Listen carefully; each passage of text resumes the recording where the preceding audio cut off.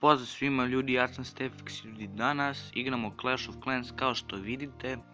Znači ljudi, sad krećem na kanalu da snimam aktivno, ali ne baš potpuno aktivno zato što je škola. Sad to nije bitno, znači na kanalu ćemo snimati uglavnom dve igrice od autora Supercella ili Cella kako se kaže.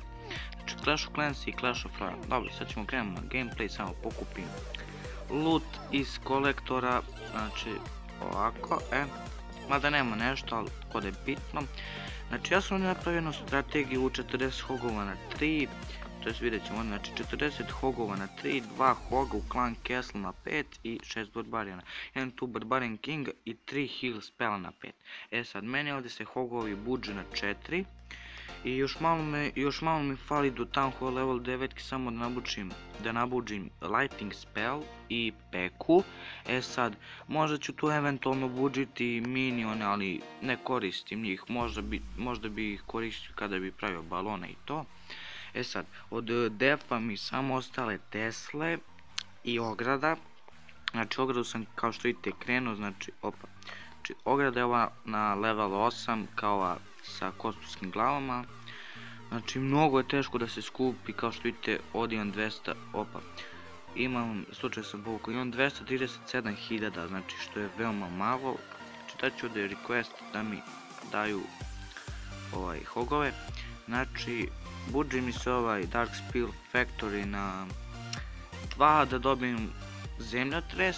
Sad, znači od Town Hall level 9 mi malo deli, znači snimat ćemo sad sve to kad dignem ja Town Hall 9 i to, kad kupujemo X-Bow i Archer Queen. Znači, samo znači na Town Hall level 9 se dobija Storage i Tower 25 ograde, Wizard Tower, Ice Defensive i još jedna Tesla, 2 X-Bowa, Queen, Sweeper, Giant Bomba i 2 Seeking Mine, ja mislim. Seeking, nešto, Iron Main, tako je. Znači meni je tu King, moram Kinga, evo sad stekam za Kinga. Fali mi još 8.500 Dark Elixira, što je malo, zato što ja brzo skupim i emu varu. Znači sad kod nas je var za 6 sati, ja sam se već spremio, igramo koliko, nisam nije vidio 20 na 20, evo internet mi se izgubio. 20 na 20 će doći, znači igramo 20 na 20, evo ga, vratio se. Ja sam 8.